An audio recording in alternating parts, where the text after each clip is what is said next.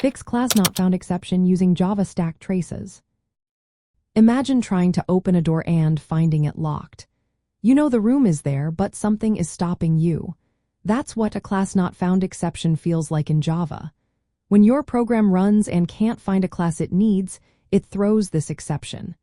But don't worry, it's a common issue, and understanding how to read Java stack traces can help you fix it quickly. When you see a ClassNotFoundException, the first thing to do is look at the stack trace. It shows exactly where in your code the JVM tried to load the missing class. Usually, it points to methods like class4name or loadClass. The trace will tell you the name of the class it couldn't find and the line number where the attempt happened. This info helps you pinpoint the problem area. Next, check the class name used in your code. Typos or incorrect package names are common causes. For example, if you meant to load ComExample, myClass but wrote ComExample, myClass, the JVM won't find it. Make sure the class name matches exactly, including capitalization. The most frequent cause is the classpath. Think of the classpath as a list of locations where Java looks for classes. If the class or its jar file isn't included in this list, you'll get a ClassNotFoundException. Verify that the class or jar file is present in the classpath used to run your application. If you're using an IDE or build tool, check their settings to ensure the dependencies are correctly configured. Sometimes the class depends on other classes or libraries.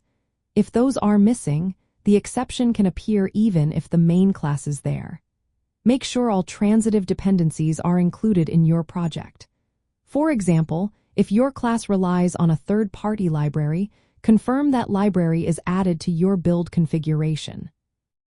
Packaging issues can also cause this error. When you create a jar or war file, ensure the class is packaged inside. If you accidentally exclude it or the packaging process is flawed, the class won't be available at runtime. Double-check your build scripts and deployment process. Use the stack trace to see which part of your code or library tried to load the class. This helps you figure out if the problem is in your code, a third-party library, or the environment. If you're using debugging tools or an application performance management system, leverage their features to inspect classpath entries and dependencies. Finally, consider handling the exception in your code. Wrap dynamic class loading calls in try-catch blocks. When you catch a ClassNotFoundException, you can log detailed info or provide fallback options. This prevents your application from crashing unexpectedly and makes troubleshooting easier. So, when you encounter a ClassNotFoundException, start by examining the stack trace carefully. Identify the missing class and where the load was attempted. Then verify your class names, check your class path, and ensure all dependencies are included. Fix any packaging issues and use debugging tools to confirm your setup. With these steps, you'll be able to resolve the problem efficiently and improve your Java debugging skills.